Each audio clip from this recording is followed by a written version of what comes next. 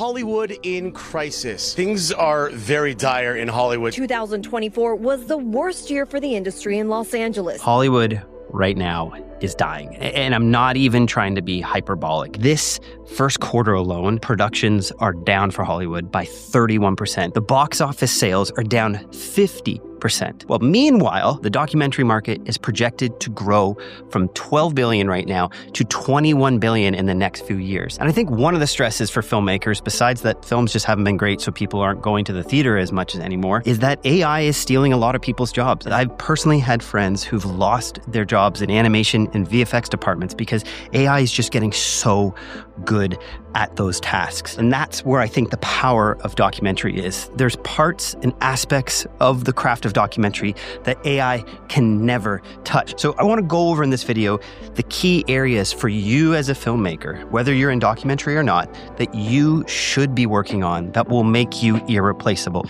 Let's do this.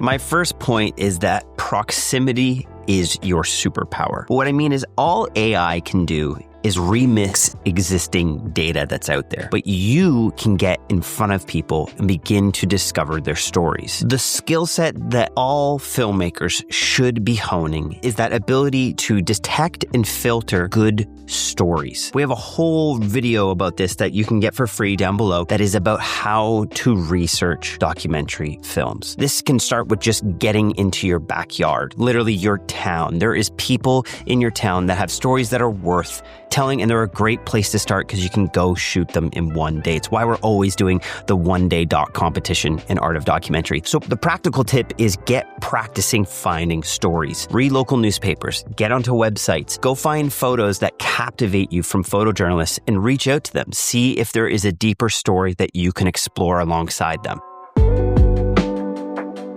And this directly leads me into my next point, that you have access, not just assets. Most filmmakers own a camera, and that's not something to be excited about as a filmmaker, nor is having the latest editing software or access to video libraries. These are not competitive advantages. Great documentary storytelling starts with relationships. It starts with access to characters. Having emotional access to a character is more important than having cinematic tools. And if you're finding it challenging when you make films to get to that deeper layer with characters, this might be a great indication that you haven't accessed that in yourself. I find the more work I've done on my own journey, my own story, and my own faults, working on that through counseling or with people whom I love or just journaling, that has helped me be able to become more relatable and work with people in a way that isn't confrontational. And this is the practical tip. You have time. You can invest time, not just money, into your projects. This is doing pre-interviews. It's spending time with the character that you're filming. It's building that trust. This will give you more access into their life, and it'll build a collaborative relationship where you're not just taking, but you're helping support and discover their vision. The trust you build off camera with your characters will show up on screen. Every good story can be distilled down to this one word, and that's desire. And if you can be honest with your own desires in life and learn what that's like to work through that, then you'll be able to interview someone and build that trust to find out their desires, what truly is their goal on their journey. Another reason that you want to be doing documentary is it's just simply the most easy pathway into filmmaking. Maybe weddings might be that because everyone is still always getting married and it's a great way to learn how to shoot, but even the wedding market right now is demanding that there's more storytelling. The leading wedding videographers out there are adopting documentary style approaches with both their lighting and interview styles. And truly all you need with a documentary is just a camera and good audio. Documentary just rewards curiosity and consistency. If you can learn to work in a minimalist approach, it's then easier to learn to scale up. But it also helps you be more flexible as a filmmaker for when people approach you with those documentaries.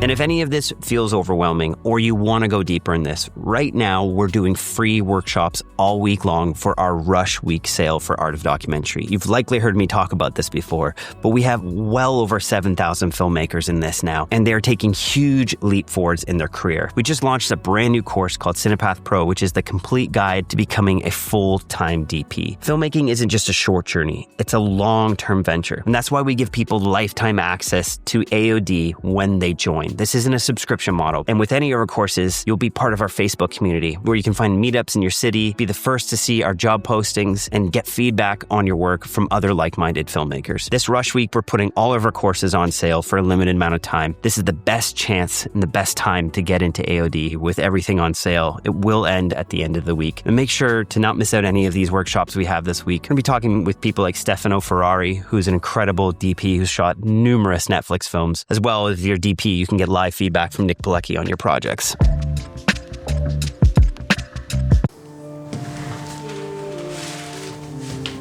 All right, before I get into point 4, I had to change the lighting. It was just getting too bright back there. All right, my next point is that audiences still crave real. They want authentic moments. Right now, with AI generation and the level that everyone's cinematography is getting into, everything looks perfect. Everything is lit incredibly. I mean, I just went and tried to change the lighting. It's still a little bit blown out, but I much prefer this because now the room is darker. But I digress. My point here, I really thought about this one, and that's people love a balance of filmmaking feeling real and authentic, but not getting to that place where it's sloppy and unwatchable. This is where I think actually learning how to pull back from adding more into your films and learning how to let a real scene unfold in front of your camera is a skill set that not a lot of people possess. Can you capture a real-time moment where life is truly unfolding, where people have forgotten about the cameras? I think people actually like when something feels more handmade. It's why we still talk when certain garments are handmade and not made in a factory. If your films are overproduced, they feel like they've come out of that factory. This is a skill set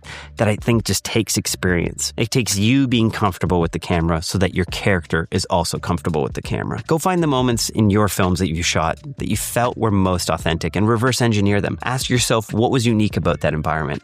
Where was I holding the camera? What kind of relationship had I built with my character? These are some clues that can help you to make that process not a formula, but be able to repeat it a bit more so that you can accomplish this. My last point comes down to what I've noticed with pitches lately. The opportunities I've had on some bigger films has been when I've spoken about my own journey as a human and how it connects to the story. Documentaries are becoming more and more valuable. As content becomes more manufactured, people are wanting to see real stories. So for you, when you're pitching, when you're looking to land that job with either a client, a commercial, or pitching to a streamer, highlight the exclusivity that you have, both with how your personal lived experience connects to the story, but also how you've built either a relationship with the character or a relationship to that world. And if you don't feel you have that, go out and start that. Contact the people who could potentially be in the film. Include that in your pitch deck. This is always an advantage, and it's always the most compelling part of a deck when you tell your story and your connection to the film and not just how you would make it or what would make it a good story. And this is a learned skill, and it also takes you getting outside of filmmaking. So many of us just get inundated with the craft of filmmaking. We forget we have to be human. That's what a documentary is. And that's what I love about them. And that's also why I love that your lived experience doesn't have to be the same as your character. I think it's a disservice to the craft of filmmaking when we say that the director has to look exactly like the character. I think that there just needs to be a relationship of respect there in order for the film to be made properly.